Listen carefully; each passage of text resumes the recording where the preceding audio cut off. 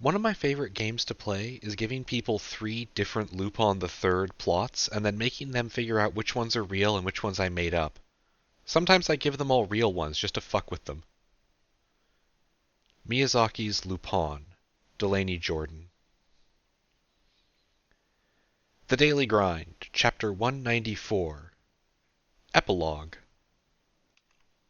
Malcolm McHarn, newest assistant director in the FBI, sat behind his desk at the office in Langley. It wasn't the FBI building, but it was the one people thought of when they thought the FBI building, even if they'd never seen it and only heard about it in passing from late-night reruns of Mission Impossible on one of the 8 channels that had licensed Mission Impossible. It was a prestigious posting. Even the file clerks have a security clearance that would make an online conspiracy theorist jealous. Making those people jealous, though, Malcolm acknowledged, was not hard. A good chunk of his career up to this point had been spent adapting task force procedures for monitoring internet activities, and that naturally put him in a position to learn far more than he really wanted to about the kind of people who talk a lot about the world being flat and trees being fake. But that was what he used to do. Now he was in charge of a whole department. A department that was created by sealed executive order, technically. A department that no one knew about, because telling people about it didn't work.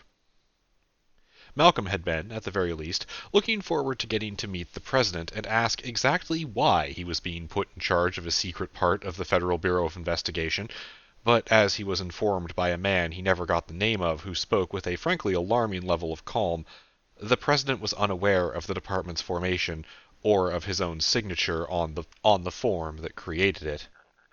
Because anyone above a certain position within a bureaucracy was unable to become aware of it. Once Malcolm had realized he was not, in fact, being taken for a ride on a late April Fool's joke, and that his new office really was in a basement that shouldn't have existed, and that he actually had a staff who were as confused as he was, he started to suspect something was wrong.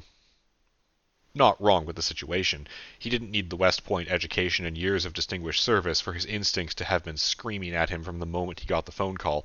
The situation had been wrong the whole time. No, he was starting to think there was something wrong with him. Because either Malcolm McHarn was in a coma and having an impressive hallucination before his untimely death, or, possibly worse, magic was real, human civilization lived in a constant and impossible-to-handle information fog, one of his newly assigned field agents was haunted, and somewhere between 1 and 66,000 American citizens were killed every year by monsters. But that would be silly. And not just because that rate of death was unsustainable, but because... He asked one of his staff to run some numbers. They already had. The answer was at hand. The rate of death was absolutely sustainable. Malcolm McHarn was having a bad day. One by one, he had called his new staff in for personal conversations. He liked to do that whenever he was put in charge of any operation. Knowing who you were working with was critical, after all. But in this case, there was a feeling behind it that was a little more desperate. He could see it in their eyes, feel it in their words. They had read the same documentation he had, limited as it was. He tried to project the aura of a leader who, even if he needed to know more, was still confident that he could handle things. It seemed to help everyone, especially the people who were up front about their confusion. Doubly especially the man who was one of the first people to be assigned here, along with 9 others, all of whom had forgotten the assignment by the next day, except for himself. Malcolm could already see the cracks there. This was not a stable posting. And then, impossibly, it got worse, when he talked to his one experienced field agent and her ghost. "Tiffany Decay," he said, looking up from the manila folder of white papers as she walked into his office. "Shut the door. Take a seat." "Sir." The woman moved somewhat stiffly, but sat all the same. She didn't speak, just watched him as he assessed her back. Malcolm tried to pick out the thing that he logically knew was there with her, but he couldn't see anything except for an ordinary-looking woman. Good physical condition, yes, controlled expression, as expected of somebody trying to talk to their new boss for the first time, but nothing out of the ordinary world. Even her hair looked like she had gone to a barber and said, "Stereotypical blonde style number 2, please." Twisting the ring on his calloused finger, Malcolm broke off the assessing look. Everyone else had questions, he offered. Yes, sir, Tiffany said. I know. He raised an eyebrow. You don't. It wasn't a question. I do, Decay replied, still in that schooled, polite tone. But I know you can't answer them, and I don't want to ask until I know you'll be here long enough to ask anyway. Her voice changed to something more natural there, more honest. High turnover for this brand new department? Malcolm wanted to smirk or chuckle, but something in his gut told him that he'd rather get a straight answer right away. Yes, Decay replied, seriously. It'll be a few days before we know if you forget. I don't want to waste time until then. Why? Malcolm asked, letting his curiosity out of the hold he'd been keeping it in. Why the memory problems? Why any of this? Decay raised her own eyebrows at him. The last working theory I heard was that it has to do with institutional structures and power, she answered slowly. The more of it you're surrounded with, the more you're entrenched, the more susceptible you are to things that live in it. I think. I'm not a scientist. She twitched like she was suppressing a shrug. Some people, I know, have a natural or developed resistance. Some people have protection. Everyone else? Well, good luck finding your office when no one knows your job exists. The most confused assistant director in the FBI caught on to part of that sentence. And who exactly is writing theories about this? He asked. Everything on my desk is either about things that become self-evident when people stop showing up for work, or they're reports that continually reference estimates and guesses. The most concrete evidence of any of this is the staircase to nowhere that leads to here. Who's doing the investigation? Decay didn't say anything about the stairs. Instead, she scowled at no one in particular. A West Coast group of anarchist anti-American terrorists, mostly, she answered, vitriol in her voice. Of course there were magical terrorist organizations, Malcolm thought to himself. He allowed one sigh. Okay, he said as he leaned in to listen. Tell me what I need to know. Malcolm McHarn had not gotten his job by being an idiot, and one of the smartest skills a man could have was knowing when to shut up and let someone talk, either to tell you something important or to dig their own grave, sometimes both. It was the fastest way to learn what you needed to know a lot of the time, and sometimes it was the best way to make your wife feel loved. Sometimes, like now, it was the most efficient way to let your subordinates show you exactly who they were. 22 minutes of explanation later, Malcolm had a rough outline of the existence of the Order of Endless Rooms, about 1/3 of which he trusted to be accurate enough to use. He also had a gnawing headache, which he kept off his face, as he realized the woman sitting across from him had been radicalized in a way that made her entirely useless as a trustworthy field agent. At best, he would guess, her ideology could be defined as authoritarian. By the second time she had referred to something as potentially disruptive, he'd had to restrain himself from firing her from his department on the spot. By the fourth time she'd said it, he was wondering if he should have her arrested for attempting to murder at least one U.S. citizen.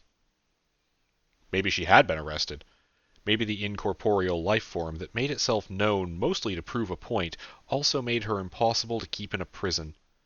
Maybe, Malcolm wondered, the turnover here was because the people before him hadn't been quite as cautious as he was with their words. This came part and parcel with the information that somebody had invented teleporters and was using them for fighting crime and search and rescue. That was not something that was potentially disruptive. That was something that could reshape the world by accident, and his only field agent had squandered access to it by trying to kill someone. Malcolm had nodded and said, stoically, "Thank you for the intel. We'll have to do something about this," in a very serious tone. He'd excused a satisfied-looking Tiffany Decay from his office and gone about his day in as normal a fashion as possible. At a certain point in the hierarchy of the Bureau, you started to get a few more restrictions placed on your behavior. At Malcolm's level, his every communication was tracked in some way. It wasn't even particularly malicious, it was just a simple fact that he might know things that could be of value to foreign intelligence agents, and so his phone was company issue, his email was regularly audited, and being caught doing something stupid would get him fired on the spot, and maybe arrested. though he didn't have an infomorph to bail him out. These restrictions were personally invasive, and also not much of a challenge to circumvent. The main thing was simply to make people feel like they couldn't do it, like the punishment for being caught wasn't worth it. Most people in his position did it just to prove they could. 2 weeks after starting his new job, and seeing his staff start to stabilize at around 4 people who consistently showed up, Malcolm cashed in some long-standing vacation time. He made sure to inform everyone that he would be back, and some of them might even have believed him. A few thousand miles away, at a beach house he and his wife had visited every time they had been on vacation, in a sleepy little coastal village, Malcolm McHarn sat on a log in the sand holding a phone he had never touched before. It was important to not make the mistake some rookies did and try this in a remote location. You needed other people around, or the single cell signal was far too easy to trace back to a single person, especially one on vacation. He took a breath of cold evening air and hit dial on the number that he had entered. 3 rings later, a young man's voice answered. "James's phone. What button do I push for my free cruise?" "Mr. Lyle," he started. But no, that wasn't the right way for this person, and he already knew it. "James, or Knight if you'd prefer," McHarn said in a less professional tone. "I think my official title is Paladin," the young man said, an edge of suspicion he didn't bother to hide in the words. "Who's this?" "My name is Malcolm McHarn," he answered. "Technically, I work for the FBI. I'd like to talk, if you have the time." There was a long silence, and Malcolm wondered if he'd been hung up on. It would be understandable, but it would also make contact trickier. There was, apparently, no way to physically find at least one known existing structure that these people worked out of. He was about to resign himself to having to try again from a different angle, when the man on the other end spoke. "Yeah," James said.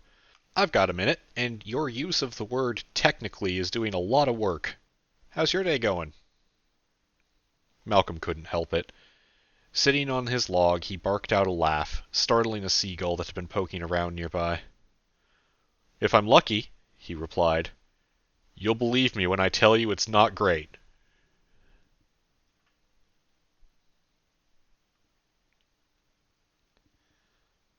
Somewhere, the thing that had been mistakenly labeled as the old gun wove a plot. She would be free, and she would kill everyone in her way to get there.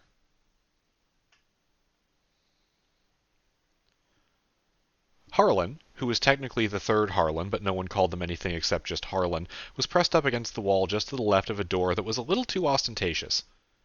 Okay, radically, impossibly ostentatious. They didn't typically have a lot of opinions on doors, but it was kind of hard not to in this case. The whole thing was gold-plated, 2 feet taller than it needed to be, and surrounded by frescoes on the sculpted stone walls around it. It was a preposterously self-important door. Harlan hated it immensely. Which was why it was with smug satisfaction that they kept an eye on Breaker as he rigged up a breaching charge. The 2 others, Singer and Brewer, watched outward, rifles ready. All of them stood out against the shining gold and colorful paint in their black fatigues and light body armor. Not that there was much to watch out for. Everyone else in the compound was dead, fled, or liberated already. Some of them were dead pretty close to this very door, bodies of robed humans painted with blood and fluids, off-color piles of crumpled death strewn around the courtyard where they'd fallen in defense of their leader. "Ready," Breaker said, folding a satchel close and rising up from his kneeling position, detonator in hand. Harlan exhaled once, then breathed in, a long breath that brought the smell of cordite and smoke and blood to their nose. Inside one of the other buildings across this interior courtyard, gunshots cracked as the other team cleaned up. The 3 people with them shuffled into ready positions as they stacked around the door. They breathed out, and were ready to go. "You know the drill. Load for Cleric Killer," Harlan said. Singer and Brewer swapped out rifle magazines, exchanging mundane bullets for the ones the wolf pack had already prepped beforehand with their own memories.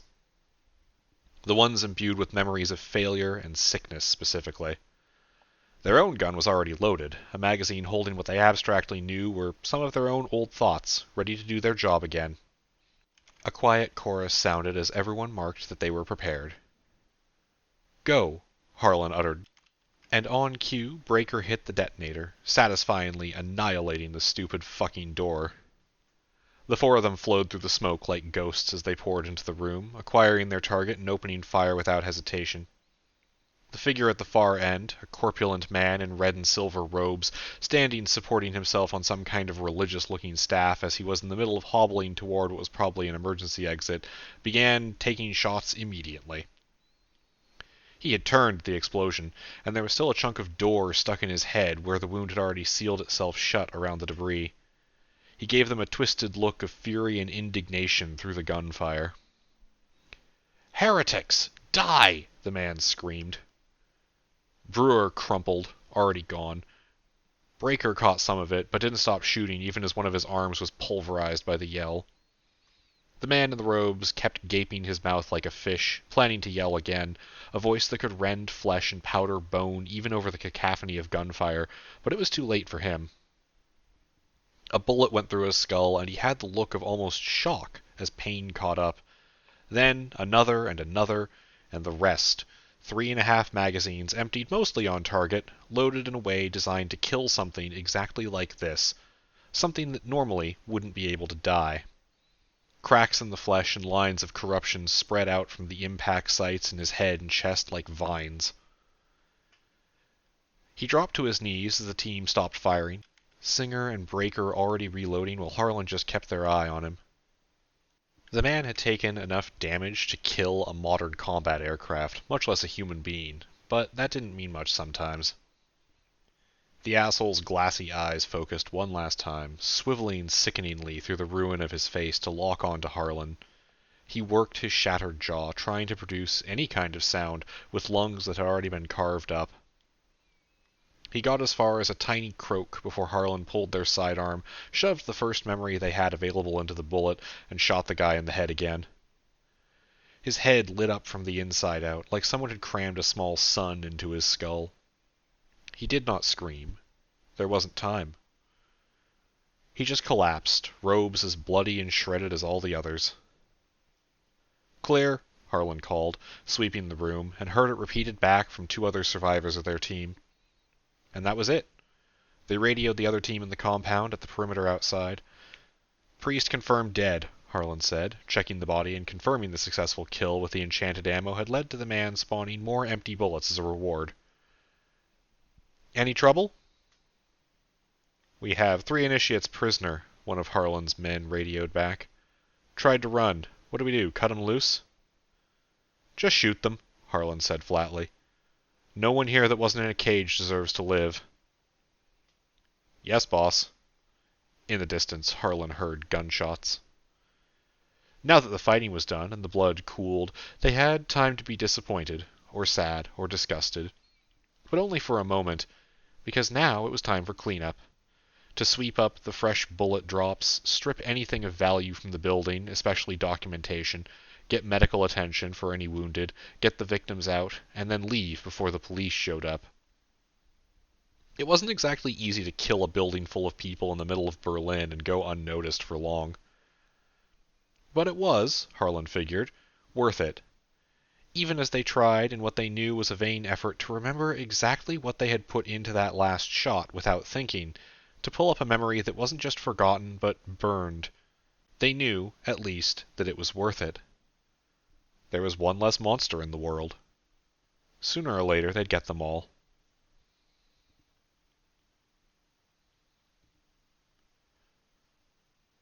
Somewhere, one of the daughters of the last line of defense dreamed of her freedom.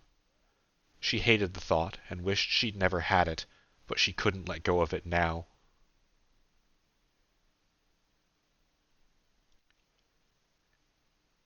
"Hey, Mally!" A middle-aged man rapped his knuckles on the support wall next to his friend and coworker's desk in the middle of their open-floor office. It was open floor because their organization worked on a shoestring budget, and things like a building with actual offices just wasn't in their wheelhouse. Sort of. They might be getting more money soon, from their new and unexpected benefactors. His friend looked up with exhausted eyes. "Yeah?" she asked, stifling a yawn. "What's up, Trevi?" "How long have you been here?" Trevor asked her, starting to stack the empty coffee cups on her desk into a pile before pitching them into the trash. A while, Mally admitted. Needed to verify signatures and stuff. How's that going? Bad. We don't have enough to get a ballot measure. She looked up, the exhaustion in her eyes more than just from lack of sleep. Turns out people think cops should own more grenade launchers, not fewer. Who knew? Trevor grimaced, suppressing the flare of anger he felt every time the civics system failed them. Well, want a distraction? He asked. Please God, yes. Okay. He handed her a USB stick and waited while she wiggled it into her laptop before opening it. Play the video, he said, circling behind her desk. She did, and watched as 3 different views of a concrete room full of people briefly flashed on the screen before abruptly being replaced by the same number of shots of a city sidewalk. Oh hey, this isn't the Pearl, she muttered, recognition kicking in. What's, She trailed off as the views whipped around, scanning the area before they focused on a mountain of a man holding a baseball bat and yelling threats at another, smaller man. Then the viewpoint started to move, the 3 people wearing body cameras quickly approaching, interceding in the situation. Mally caught small glimpses of them at first, but when she realized that one of the views was lower than the others because it was attached to what appeared to be a large snake, she had to pause the video and rewind a bit to make sure that she wasn't going insane. She let the whole thing play out, watching through different angles as 3 people diffused the fight, separated the individuals involved, and seemed to capitalize on the whole giant snake thing to really override anger with confusion. Is there sound for this? She asked. Yeah, I didn't put the tracks in here, Trevor said. Big guy slept with a small guy's wife. Normal stuff. Things got out of hand. Okay. What am I looking at here? Mally said. I mean, I get it. These are those guys that have been around lately, right? Response, or whatever they call themselves. Yeah, Trevor said. And I'm not actually sure if I should be showing you this, but I feel like I'm going insane. Why do you have this? He looked sheepish. I'm one of their civilian oversight board. He rubbed the back of his head. We're supposed to review body cam footage, make sure there's no abuse of power, identify problems early. There were no problems, Mally said. Fuck, they got there before the actual cops. Everything went fine. That was just... fine? Right, Trevor nodded. They're pretty much mostly like that. We don't have a lot of work to do. Anyway, the thing... Hey, is this why we're getting mysterious donations? Mally demanded. Did you join a secret cult or something to get us money? Trevor rolled his eyes, glad that his longtime coworker had her priorities straight. They're not secret. Or a cult, I think. No, I want you to tell me if I'm going crazy. Oh, I saw the giant snake too. Yeah, what's up with that? Mally asked. Are they aliens? Are aliens real? You have to tell me if aliens are real. Weirdly, that's not what I wanted to ask, Trevor said, leaning over her to rewind the video file until he stopped it on a frame where the 2 humans were both in view. Tell me what you see here. A chick with amazing arm definition, Mally said. Jesus, does she bench press cars? She stopped, and then looked closer at the view through what she had to assume was the camera on top of the giant snake thing. Wait, hang on. She played through the same few seconds of video, repeatedly, until she paused it on a frame where both the humans were facing this one camera. No, wait, hang on. Yeah, okay, Trevor said. I'm not going crazy, am I? Neither of them are wearing body cameras, Mally said, looking at the viewpoints of the humans. They were facing each other. She could see both of them, and the angle was a little too high, the camera work a little too abrupt. Her aborted college experience at film school kicked in the back of her head, and she started advancing frame by frame, watching the tiny movements in the different views as she compared it to the images of the people on screen. It's their eyes, she said. You literally get to see through their eyes. Holy shit, that's so cool. That's not terrifying to you? Trevor asked her in a soft voice. They've got alien robot snakes, and I'm pretty sure this clip opened with them teleporting. Also, you said they basically do exactly what we'd want the police to do anyway. Hell no, I'm not terrified. I want to work with them, Mally exclaimed. Fuck scrambling for ballot signatures and getting death threats from fascists. I want to work with the alien snake people. I feel like you're not taking this seriously, Trevor sighed. Mally reached for a coffee cup on her desk to drain whatever dregs were still in it, and found they had all been removed at some point when she wasn't paying attention. I feel like you aren't putting enough thought into the existence of alien robot snakes, she countered. Sure, Trevor said, shaking his head. I'll get you a phone number. You can ask them if they have job openings. This is why we're friends, she told him, nodding. Also, if you're going out for coffee, can you get me a large cup of just Red Bull and espresso? Trevor took his USB drive back and turned to leave. This is why we're not friends, he said.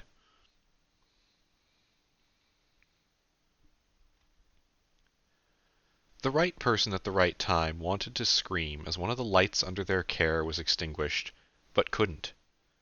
If it were possible, they would have offered help, but they weren't free to choose, or to mourn properly, so they simply smiled and moved on to the next one, trying desperately to keep the star field from dimming any further.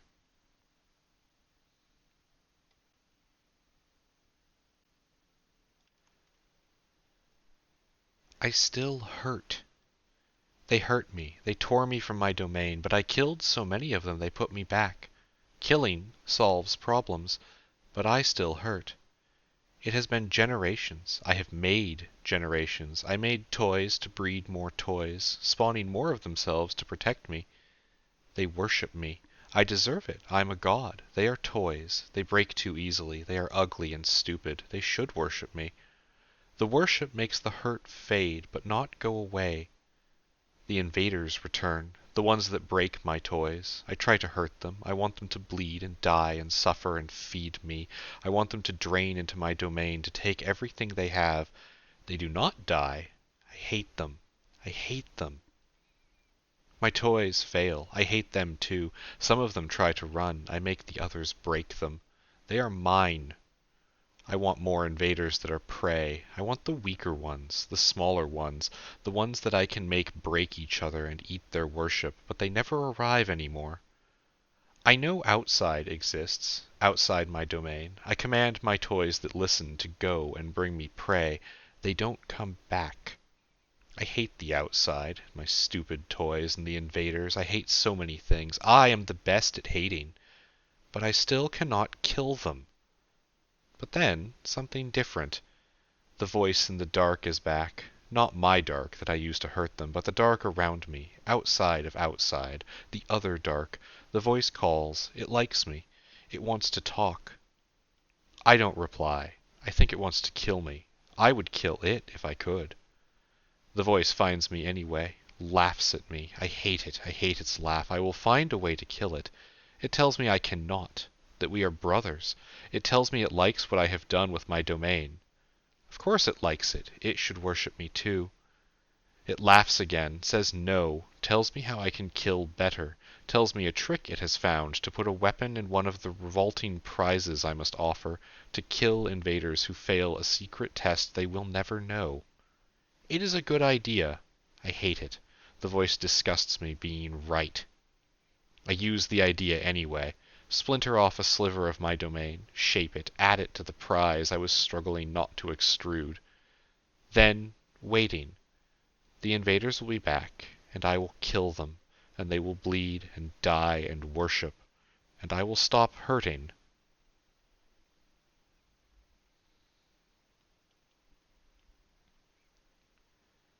In the ruins of a small city in Tennessee, an artificial monster of carved bone and sharpened asphalt looked up at the stars for the first time since it had come online.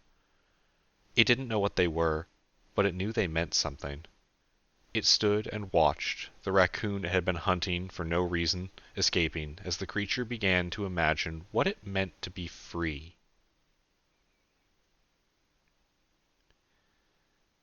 It had all started a few weeks ago. Vadik, he went by Vad, mostly out of spite for the culture his parents and grandparents kept desperately trying to keep alive with him as a proxy, had been working late again. This time it had gone a little farther than he'd intended, when he'd sort of accidentally taken a short nap. The library's janitor woke him up, also by accident, the roar of a 3 a.m. vacuum cleaner startling him out of the chair that he had promised himself he would only sit in for a few minutes. Stumbling away, wiping drool from the corner of his mouth with the back of his hand, he decided to just get the reshelving done tomorrow, and go home for now.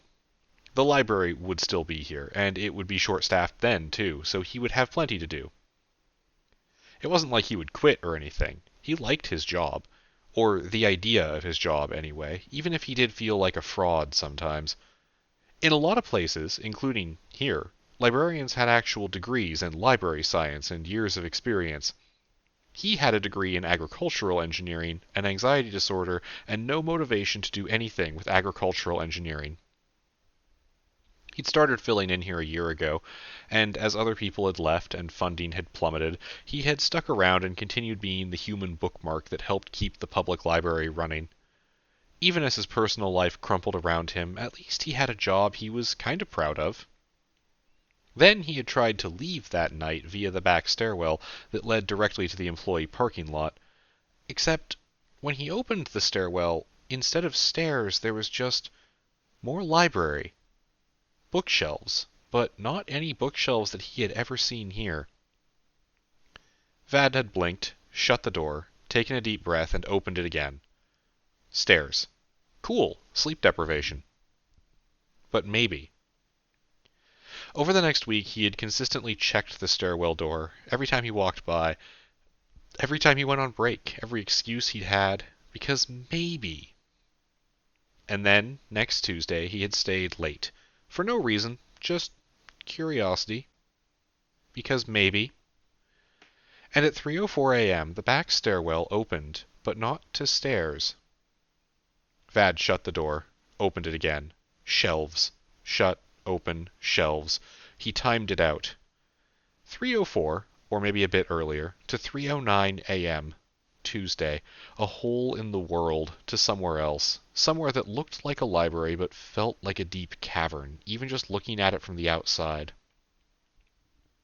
Another week passed, and this time he went inside.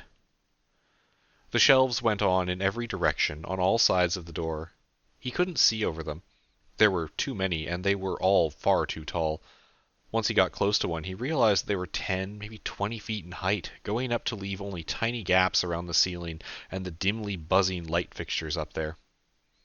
The books on the shelves had nonsense titles, and were filled with marks that didn't look like any language Vad had ever known. Though he didn't know every language, so it could be a variant of Chinese or something, but he doubted it. He slipped the book he was looking at, a critical view on backpack-based electronic warfare, back onto the beige metal shelf where he'd plucked it from, and considered going deeper in. Maybe there'd be some idea of what was going on here, but he didn't want to get too far from the door, not if it closed in 5 minutes. So he reached for another book to check out, and as his hand approached the thick brown leather volume he had chosen, it opened an eye. A wet sucking sound, like pulling a suction cup off a window, resonated through the air as the book's spine distorted and a very human-looking eyeball swiveled in the exposed socket, turning wildly before locking on to Vad. He stood frozen, uncertain what was going on, heart hammering in his ears. Did he say hi? Should he pet the book or something? The question was answered when the rest of the spine, undulating like a zipper, opened to reveal a row of folded paper teeth, and the book started hissing at him. Vad jumped back, yanking his hand away, but it was too late. A long red tongue snapped out from the book's maw, and he barely had time to realize it was a cloth bookmark as it wrapped around his wrist and tried to yank.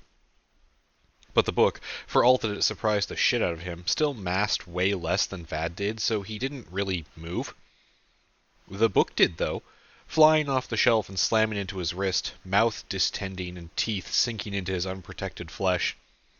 He screamed as his blood started soaking into the book's pages, being absorbed but not getting it wet. Vad slammed his arm into the shelf, wildly missing the book itself and just bruising his elbow, before taking another try and knocking it free from its bite with a painful tear of skin. It hopped up onto a dozen legs made of what looked like paper clips, starting to scurry back toward its hiding spot. It didn't make it. Vad stomped on it, hard, flattening the loose, bloody pages down into the hard carpet of the library floor with a smear and snapping its spine. He ground it under his heel, even as he held his bleeding arm in the other hand. When it twitched, he slammed his foot down again. What the fuck? He finally exclaimed when he had gotten some of his breath back. His voice cracked from the unexpected and unfamiliar pain.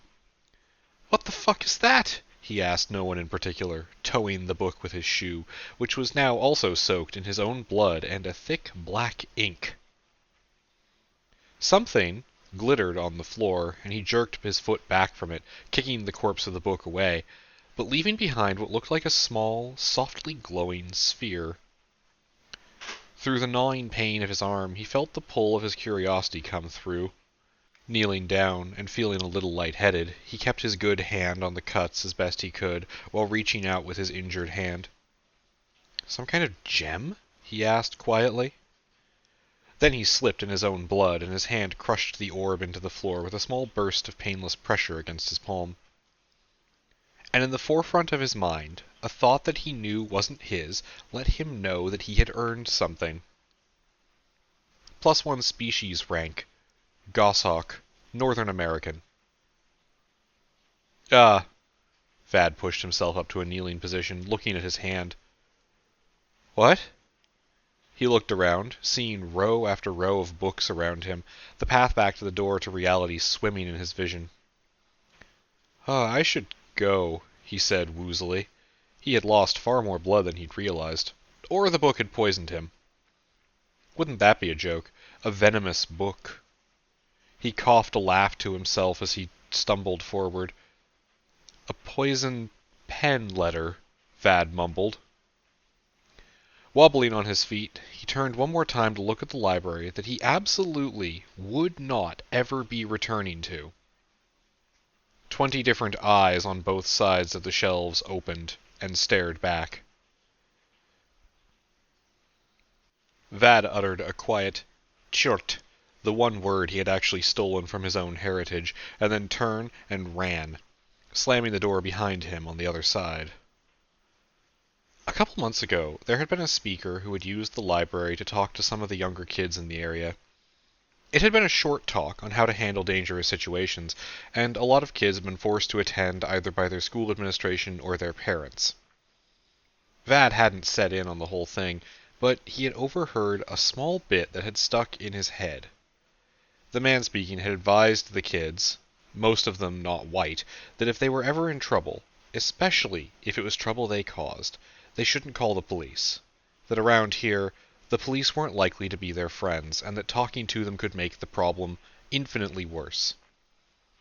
The kids had all sort of known that, but having an adult just straight up tell you could be very demoralizing, and one younger man had angrily asked what they should do.